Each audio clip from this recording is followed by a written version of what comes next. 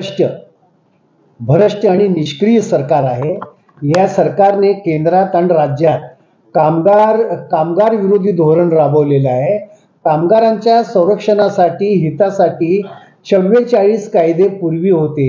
44 कायद्याचं फक्त त्यांनी 4च कायदे केले, परंतु देशामध्ये सर्व कामगार संघटनांनी आवाज उठवल्यामुळे आता जैशी थे परिस्थिती आहे, त्या कायद्याला धक्का लागलेला नाही।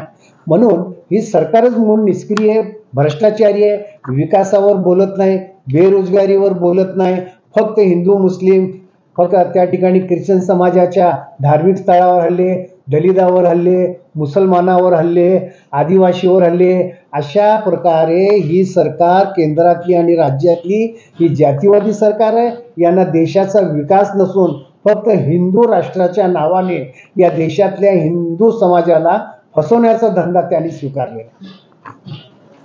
या संदर्भात शासनाबरोबर पत्रव्यवहार करणार का यापुढे आंदोलनाची दिशा असणार आहे? यापुढे 6 मेला आम्ही शिंदे साहेबांना सुद्धा ते सांगितलं, 6 मेला आम्ही उतरणार आणि जोपर्यंत राज्याचे कामगार मंत्री सुरेश खाडे हे राजीनामा देत नाहीत आणि हे दिलेलं शासन निर्णय मंजूर केलेले ते रद्द करत नाही, तोपर्यंत आमचं आंदोलन चालू राहील।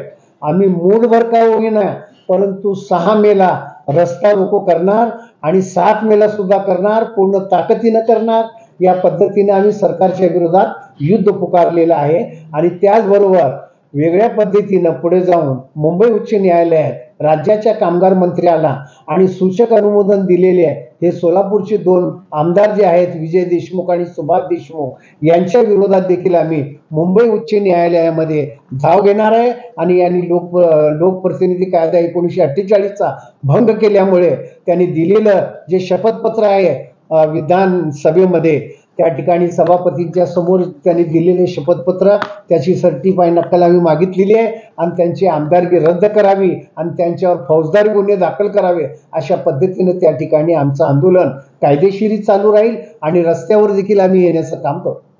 आपण 7 तारखेचा उल्लेख करता, 7 तारीख आणि दुसऱ्या दिवशी म्हणजे मतदान आहे, याचा परिणाम मतदानावर होणार एक आहे। या लोकशाहीमध्ये सर्वप्रथम कामगार हा घटक जो आहे हे समाजाचा केंद्रबिंदू आहे आणि त्याच्यावर जर अन्याय झालेला आहे आणि त्यांचेच जे अधिकार आहेत ते कुचलण्याचं काम केलेलं आहे।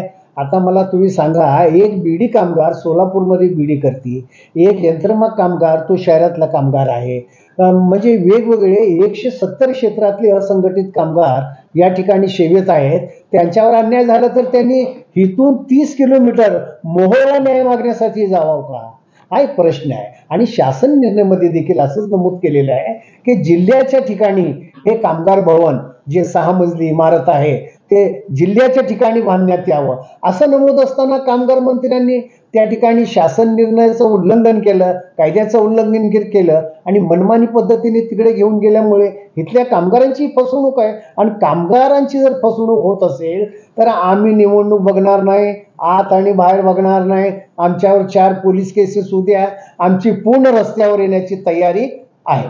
आणि एकंदरीत आपण मतदानावर बहिष्कार टाकणार? हो, जरूर। यापूर्वी आम्ही जाहीर केलेलं आहे की आम्ही मतदानावर, कामगारांचा प्रश्न आमचं मिटेपर्यंत मतदानावर आम्ही बहिष्कार टाकणार सांगितलेलं आहे। तर या ठिकाणी देखील मी आपल्याला सांगू इच्छितो की हा प्रश्न आम्हाला सरकारकडून ठोस निर्णय मिळत नाही तोपर्यंत आमचं आंदोलन चालूच राहील आणि 6 मे 7 मे काय बघणार नाही आम्ही आणि रस्त्यावर उतरण्याचं काम आमचं चालू राहील। महासंघामध्ये